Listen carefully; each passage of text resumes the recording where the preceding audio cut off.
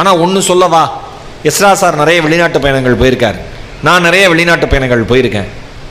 இன்றைக்கு அமெரிக்காவில், ஜப்பானில், நான் போகிற வெளிநாடுகளில், பெரும்பான்மையான வெளிநாடுகளில் அங்கு இருக்கிற குழந்தைகள் கைகளிலே புத்தகங்களை வைத்து கொண்டு மட்டும்தான் திரிந்து கொண்டிருக்கிறார்கள், நடந்து கொண்டிருக்கிறார்கள், வாழ்ந்து கொண்டிருக்கிறார்கள். எங்கே போனாலும், ஒரு உறவினர் வீட்டுக்கு போனால் கூட அந்த குழந்தை அதுக்கு பிடிச்ச புத்தகத்தை கொண்டு வந்துடுது. ஏன்னா அங்கே பேசுகிற பேச்சு அதுக்கு தொடர்புடைய பேச்சா இல்லைன்னா அந்த குழந்தை பாட்டு ஒரு ஓரமாக உட்காந்து படிச்சுக்கிட்டு இருக்கு. நம்ம ஊரில் தான் அந்த படிக்கிற பழக்கம்லாம் போயிடுச்சு. எனக்கு தலைப்பு என்னன்னு கேட்டாங்க, நான் பாட்டு ஆர்வத்தில் எஸ்ரா சார் சொல்லிட்டு இருந்தேன், நான் பாட்டு ஆர்வத்தில் பறவை போல் இருன்னு கொடுத்துட்டேன். அது எப்படி இருக்கும்னு எனக்கு தெரியல. இப்போ நான் பேசிடுறேன், ஆனால் பயப்படாதீங்க, யாரும் எல்லாம் ஒத்து போகிறாக்கா ஒத்துப்பா, என்ன எப்படி இருக்குன்னு தெரியலையா.